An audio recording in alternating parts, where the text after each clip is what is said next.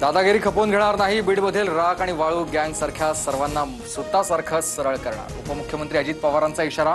तर बंदूक परवान्यांवरूनही सज्जड दम.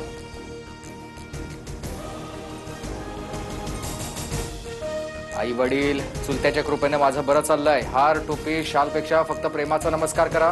कुणाच्या पायाही पडू नका. आजचे पुढारी पाया पडायच्या लायकीचे नाहीये. अजित पवारांचं बीडमध्ये वक्तव्य. अजितदादांनी काकांना फक्त आशीर्वादापुरतच मर्यादित ठेवलंय. मुख्यमंत्री देवेंद्र फडणवीसांचा शरद पवारांना टोला.